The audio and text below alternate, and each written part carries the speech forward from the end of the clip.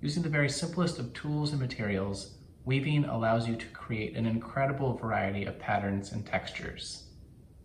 In the first card loom video, we made this small square weaving using a loom that we built on this small piece of cardboard. We're going to try something a little more complicated today, using 3 different colors of yarn. So we're going to need a few different yarns. I've chosen pink, green, and white. We'll also need that same strong thread that we can make our warp with, a slightly larger piece of cardboard, scissors, a strip of thin cardboard, maybe actually a few of these, and a butter knife or something smooth and flat that you can slide between the warp. Okay, all of this will make sense once we get started. Okay, so let's get started. Just as in the first card loom video, I've made small cuts across the top and bottom edge. These small slits I'll use to hold my warp thread in place as I wrap it around the board.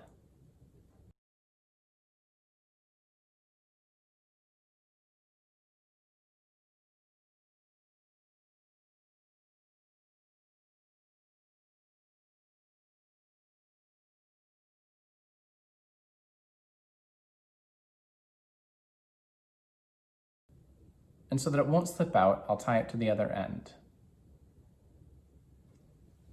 When we were working on this one, we were only really using our fingers and the loom. I'm going to introduce a couple of more very simple tools, things that you probably have access to right now. The first is just a butter knife.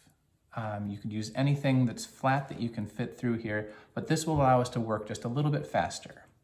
Weaving it through just like I did with the yarn before. I'm going to go under, over, under, over, under, over, just like before. And now this is not going to stay part of the weaving. Turning the knife, I've created this space between the warp threads.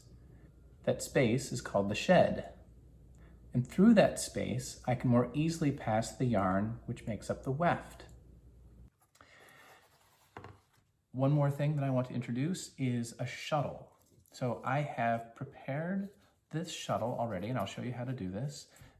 It's just a piece of cardboard that I've wrapped a bunch of green yarn around.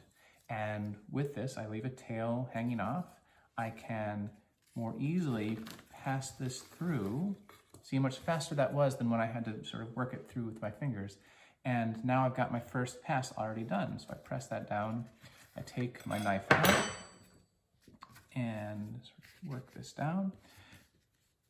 And then for every pass, I'm going to need to go back through with the knife, but the knife works faster than the fingers.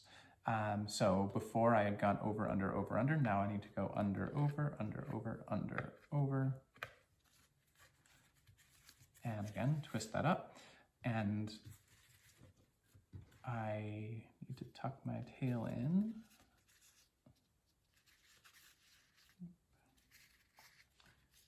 Okay, and then I pass my shuttle back through.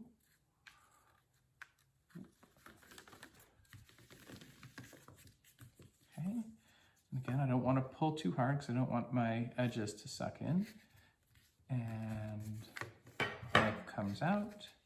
Okay, and do the opposite.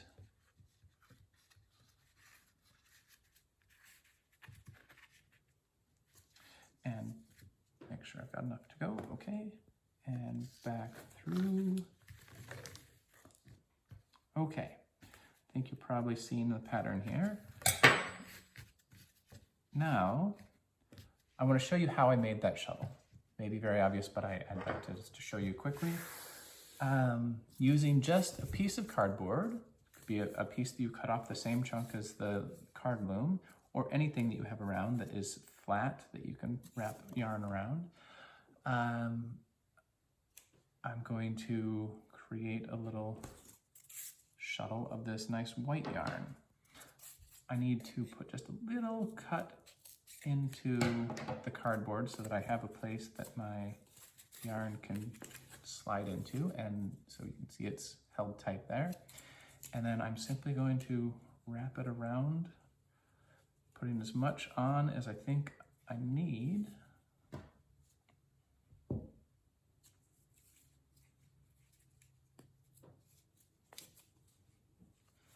You don't want to put too much on. If you get it to be really fat here, then it's going to have a hard time fitting through the shed of the loom.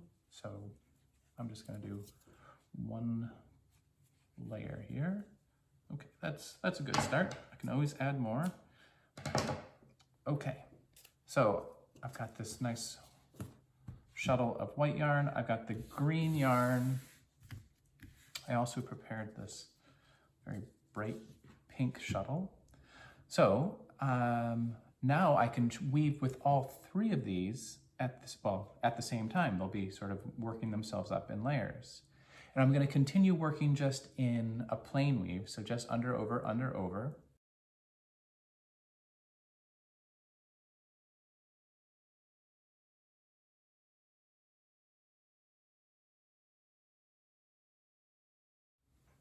So I've gone through about 8 passes with the green, and now I'm going to leave this attached because I want to keep using the green later, but I'm going to come in with my white now. So I've got my knife in there, my shed is ready, and so I can just simply pass this through. Okay, so same as before, and I'll leave a little tail off there, and okay, and I'm going to just the same as before, but now working with different colors. So there's the tails tucked in. Now, so I've done my one pass with white, and now I'm going to continue with green. Okay, so I'll leave my white over here. You can see it's still attached, and pass my green through. Okay.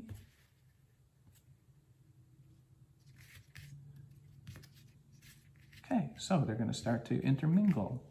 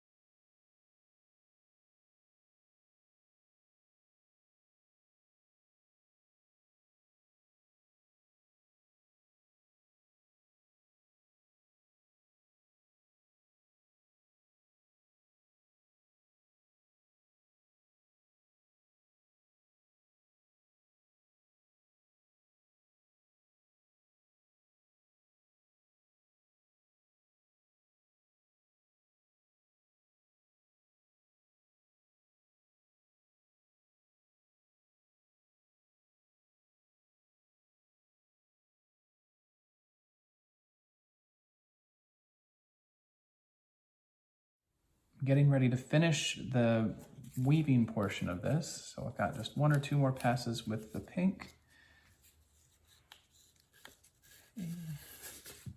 Pass that through. Okay.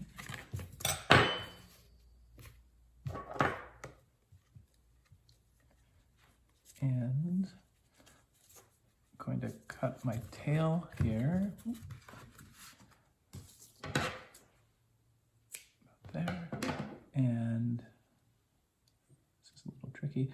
Pull that portion up so that I can sneak this tail in, and it won't be the very last row. Does that make sense? So I'd woven it through, and then I pulled this up a little ways so that I can sneak this in underneath that. Okay, and pull out my knife, tighten this up a little bit, and pat it down. Okay, so we finished the weaving portion. Now to get it off the loom, just like we did on the smaller one, I'm going to turn it over and just cut through our looms. Okay, so because of the slits in the end, it's still held tight, so we can do this with some degree of control. I'm just going to pull out 2 at a time and tie an overhand knot. And so it won't come out. I'll tie a second one.